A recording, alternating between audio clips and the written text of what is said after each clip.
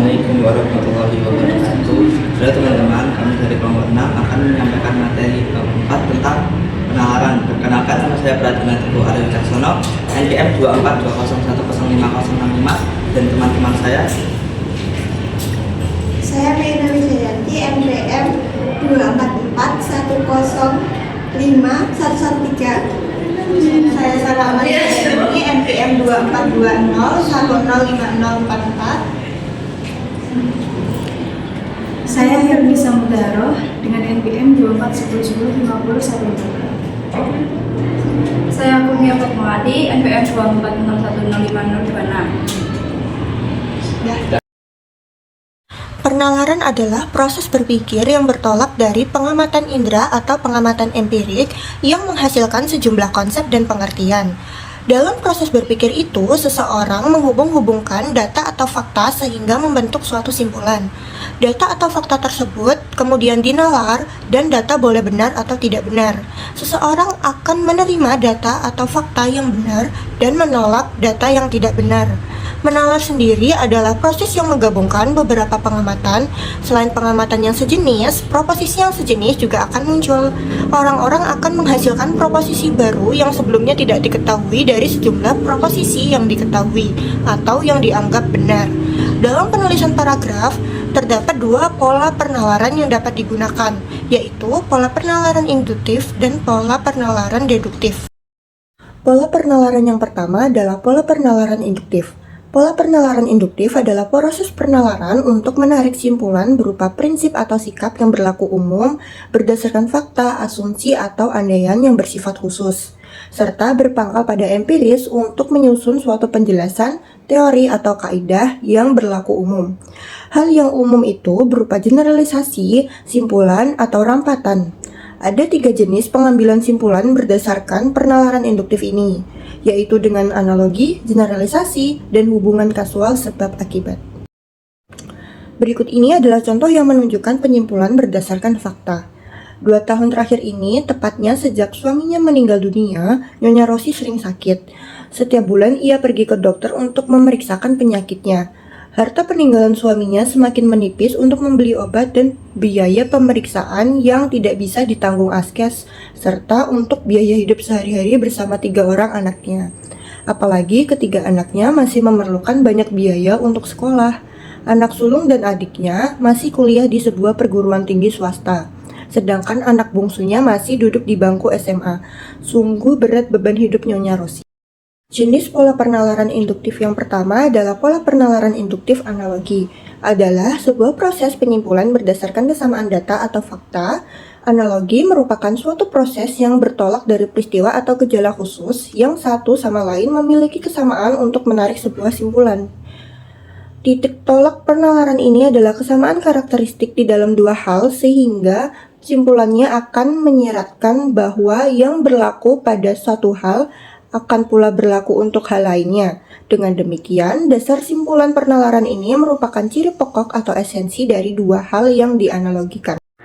Contoh pola penalaran induktif analogi, yaitu dalam riset medis, para peneliti mengamati berbagai efek dari bermacam bahan melalui eksperimen binatang seperti tikus dan kera, yang dalam beberapa hal memiliki kesamaan karakter anatomis dengan manusia. Dari kajian itu akan ditarik simpulan bahwa efek bahan-bahan uji coba yang ditemukan pada binatang juga akan terjadi pada manusia. Yang selanjutnya yaitu pola penalaran induktif generalisasi. Generalisasi merupakan suatu proses penalaran yang bertolak dari sejumlah gejala atau peristiwa yang serupa untuk menarik simpulan mengenai semua atau sebagian dari gejala atau peristiwa itu. Jumlah data atau peristiwa khusus yang dikemukakan harus mencukupi dan dapat mewakili. Generalisasi diturunkan dari gejala-gejala khusus yang diperoleh melalui pengalaman, observasi, wawancara, atau studi dokumentasi. Sumber data yang diperoleh dapat berupa dokumen, statistik, kesaksian, pendapat ahli, dan peristiwa-peristiwa di sekitar kita seperti politik, sosial ekonomi, atau hukum. Dari berbagai gejala atau peristiwa khusus itu, orang membentuk opini, sikap, penilaian, keyakinan, atau perasaan tertentu. Generalisasi dibedakan atas generalisasi sempurna dan generalisasi tidak sempurna. Jenis-jenis pola penalaran induktif generalisasi yaitu Yang pertama, generalisasi sempurna. Generalisasi sempurna adalah generalisasi yang memberikan simpulan yang sangat kuat karena seluruh fenomena yang menjadi dasar penyimpulan diselidiki. Contohnya, pemerintah telah menjadikan Pulau Komodo sebagai habitat pelestarian komodo. Di ujung kulon, Banten, pemerintah membuat cagar alam untuk pelestarian badak bercula 1. Selain itu, sejumlah undang-undang dibuat untuk melindungi hewan langka dari incaran pemburu. Banyak cara yang telah dilakukan pemerintah untuk melestarikan hewan-hewan langka. Lalu yang kedua, generalisasi tidak sempurna, yaitu generalisasi berdasarkan sebagian fenomena untuk mendapatkan simpulan yang berlaku bagi fenomena sejenis yang belum diselidiki. Contohnya, beberapa waktu lalu sebuah lembaga survei mengadakan jajak pendapat kepada berbagai kalangan masyarakat guna menanggapi rencana kenaikan harga BBM. Hasil jajak pendapat tersebut menyatakan bahwa 70% pengemudi tidak setuju, 25% menyatakan setuju, dan 5% tidak menjawab. Sebesar 60% ibu rumah tangga menyatakan tidak setuju, 27% menyatakan setuju, dan 13% tidak menjawab. Sebesar 50% karyawan menyatakan tidak setuju, 45% menyatakan setuju, dan 5% tidak menjawab.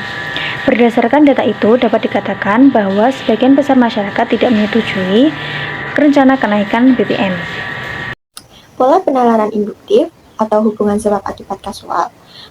Penalaran induktif melalui hubungan sebab akibat adalah penalaran yang bertolak dari hukum kausalitas bahwa semua peristiwa di dunia ini terjadi dalam rangkaian sebab dan akibat.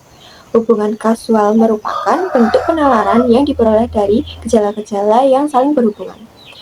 Dalam kaitannya dengan hubungan kasual ini, terdapat 3 hubungan antar masalah, yaitu sebab akibat, akibat sebab, dan akibat. Jenis-jenis pola penalaran induktif atau hubungan sebab akibat kasual. Sebab akibat memiliki pola A menyebabkan B, namun A juga dapat menyebabkan B, C, D, dan seterusnya. Jadi efek dari suatu peristiwa dianggap menjadi penyebab lebih dari satu keadaan. Contoh pola penalaran ini adalah menjadi sarjana merupakan dambaan orang. Sebagian besar orang tua, bukan hanya yang berpandangan tradisional, menganggap bahwa seorang sarjana memiliki pengetahuan luas. Sarjana juga dapat meningkatkan gengsi keluarga.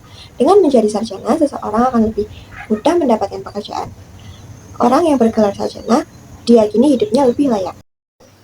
Akibat sebab yaitu keadaan atau kondisi yang merupakan akibat dari serangkaian atau berbagai peristiwa. Hubungan akibat sebab ini dapat kita lihat pada peristiwa. Contohnya pada pola ini yaitu remaja ini, kenakalan remaja sudah menjerumus ke tingkat kriminal. Remaja tidak hanya terlibat perkelahian biasa, tetapi juga sudah berani menggunakan senjata tajam. Remaja yang telah kecanduan obat-obatan terlarang tidak segan-segan merampok atau membunuh. Hal itu selain disebabkan oleh kurangnya perhatian dari orang tua, juga disebabkan oleh adanya pengaruh dari lingkungan, masyarakat, serta pengaruh televisi dan film. Pada contoh, 3 kalimat terdahulu merupakan akibat. Sementara itu, yang menjadi sebab dari munculnya permasalahan adalah pernyataan dalam kalimat terakhir, yaitu hal itu selain disebabkan oleh kurangnya perhatian dari orang tua, juga disebabkan oleh adanya pengaruh dari lingkungan, masyarakat, serta pengaruh televisi dan film. Penyebab yang merupakan sebab tersebut sekaligus merupakan kesimpulan. Akibat-akibat yaitu suatu peristiwa atau keadaan langsung menyimpulkan akibat dari yang ditimbulkan. Dalam penalaran ini, suatu akibat sudah menyiratkan penyebabnya. Suatu kejadian atau peristiwa yang merupakan akibat langsung disimpulkan pada suatu akibat yang lain. Contoh dari pola ini yaitu, sepulang dari menghadiri undangan, Pak Joni melihat tanah di halamannya PJ. Pak Joni langsung menyimpulkan bahwa kasur yang dijemur di belakang rumahnya pasti sudah basah. Dalam contoh tersebut, penyebab tanah di halamannya PJ tidak ditampilkan, namun dari hujan. Selanjutnya adalah pola penalaran deduktif. Penalaran deduktif merupakan proses pengambilan simpulan berdasarkan hal-hal khusus, dimulai dari hal-hal umum menuju ke hal-hal yang khusus atau yang lebih rendah. Penarikan simpul secara deduktif ini dapat dilakukan secara langsung dan secara tidak langsung. Simpulan langsung ditarik dari satu premis pernyataan. Contoh, semua ikan berdarah dingin. Sebagian yang berdarah dingin adalah ikan. Simpulan secara tidak langsung merupakan suatu simpulan tidak langsung ditarik dari 2 premis, yakni premis pertama yang bersifat umum dan premis kedua yang bersifat khusus. Ada dua jenis penalaran deduktif dengan penarikan simpulan tidak langsung, yaitu silogisme dan entimen. Dalam silogisme, penyimpulan pengetahuan yang baru diambil secara sistematis dari dua permasalahan yang dihubungkan dengan cara tertentu. Silogisme disebut juga cara menarik simpulan dari premis-premis umum dan khusus. Dalam silogisme ini, suatu proses penalaran menghubungkan dua proposisi pernyataan yang berlainan untuk menurunkan sebuah simpulan yang merupakan proposisi yang ketiga. Proposisi merupakan pernyataan yang dapat dibuktikan kebenarannya atau dapat ditolak karena kesalahan yang terkandung di dalamnya. Silogisme adalah rangkaian tiga pendapat, yakni terdiri atas dua pendapat dan satu simpulan. Tiga pendapat dalam silogisme tersebut adalah premis mayor, premis minor, dan simpulan. Premis mayor mengandung term mayor dari silogisme yang merupakan generalisasi atau proposisi yang dianggap benar bagi semua unsur atau anggota kelas tertentu. Premis minor mengandung term minor atau tengah dari silogisme dan berisi proposisi yang mengidentifikasi sebuah kasus atau peristiwa khusus sebagai anggota dari kelas itu. Simpulan adalah proposisi yang menyatakan bahwa apa yang berlaku bagi seluruh kelas akan berlaku pula bagi anggota-anggotanya. Silogisme dibedakan atas tiga macam, yaitu silogisme kategorik, silogisme hipotesis, dan silogisme alternatif. Entimen adalah penalaran yang premisnya dihilangkan atau tidak diucapkan karena sudah sama-sama diketahui. Dengan kata lain, entimen merupakan suatu proses penalaran dengan menghilangkan bagian silogisme yang dianggap telah dipahami. Contoh, premis mayor, semua orang ingin sukses harus belajar dan berdoa. Premis minor, Lisa ingin sukses. Simpulan, Lisa harus belajar dan berdoa. Wes. Jenis-jenis pola penalaran deduktif. Yang pertama, silogisme kategorik. Silogisme kategorik adalah silogisme yang semua proposisinya mempunyai proposisi kategorik. Silogisme ini terdiri atas tiga proposisi, tiga term atau subjek, predikat, dan term penengah, dan simpulan atau konklusi yang disebut setelah premis-premisnya. Contoh pada premis mayor, semua mamalia menyusui anaknya. Premis minor, semua kambing mamalia. Dan simpulannya, semua kambing menyusui anaknya. Yang kedua, silogisme hipotesis. Silogisme hipotesis merupakan silogisme yang premis mayornya berupa keputusan hipotesis dan premis minornya berupa keputusan kategoris. Contoh pada premis mayor, jika hari ini tidak hujan, saya akan ke rumah paman. Premis minor, hari ini tidak hujan. Dan simpulan, saya akan ke rumah paman. Yang ketiga, silogisme alternatif. Silogisme alternatif merupakan silogisme yang premis mayornya berupa premis alternatif. Premis minornya membenarkan salah satu alternatifnya dan simpulannya menolak alternatif lainnya. Contoh, premis mayor, Bambang berada di Bandung atau Semarang. Premis minor, Bambang berada di Bandung. Dan simpulannya, jadi Bambang tidak berada di Semarang. Pola penalaran deduktif dalam paragraf.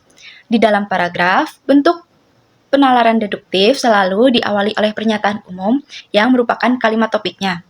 Kalimat topik itu kemudian diikuti oleh kalimat-kalimat penjelas yang berupa data atau fakta dalam bentuk ciri-ciri, gejala-gejala, atau fenomena khusus. Contoh, sampah menyebabkan terjadinya banjir di Jakarta. Di ibu kota Jakarta, sampah-sampah terlihat berserakan di mana-mana, di jalan-jalan, di dalam parit, dan di sela-sela trotoar. Hal tersebut sudah merupakan pemandangan umum setiap hari. Dengan banyaknya sampah di mana-mana, ketika musim penghujan datang, banjir akan menyerang ibu kota Jakarta karena saluran-saluran air hujan terhalang oleh sampah. Itu sebabnya banjir akan selalu menyerang ibu kota apabila tidak dilakukan penanggulangan sampah.